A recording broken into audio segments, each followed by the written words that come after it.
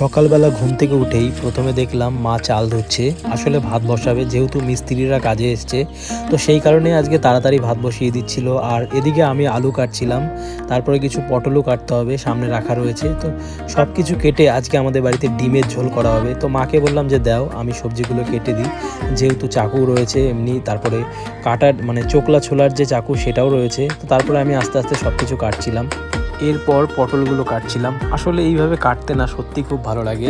আমার তো ছুরি দিয়ে কাটতে সত্যিই ভালো লাগে সবজি। তোমাদের কীরকম লাগে কমেন্ট করে জানিও। আর তোমরা কারা কারা বটি দিয়ে মানে সবজি কাটো সেটাও কমেন্ট করে জানিও। তো দেখো এখানে সবজি কাটা কমপ্লিট হয়ে গেছে। তারপরে ডিমগুলো সিদ্ধ দিয়েছিল, সেগুলো মা আস্তে আস্তে চোকলাগুলো ছাড়িয়ে নিচ্ছে। তো দেখো চোকলা ছাড়ানোর পরে আমাদের মোট 5টা ডিম রান্না করা হবে। আমরা বাড়িতে আজকে সদস্য 3 জন, কিন্তু 2টো ডিম এক্সট্রা করা হচ্ছে যদি কেউ আসে, তো সেই কারণে 2টো ডিম এক্সট্রা করা হয়েছে। আচ্ছা, ডিমের ঝোল নাকি ডিমের অমলেট কোনটা তোমাদের বেশি ভালো লাগে অবশ্যই কমেন্টের মাধ্যমে জানিও। তো এখানে দেখো মা ডিমগুলো ভেজে নিয়েছে, তারপরে পটল ভাজছিল। আসলে ডিমের মধ্যে পটল এবং আলু দিয়ে আজকে ঝোল করা হবে। তো এরপর দেখো মশলাটাকে দিয়ে দিয়েছে, আর মশলাটা দেখো কত সুন্দর লাগছে। তো আলুটাকে ভালো করে কষিয়ে নিয়ে তার মধ্যে জল দিয়ে ডিমের ঝোল তৈরি করবে।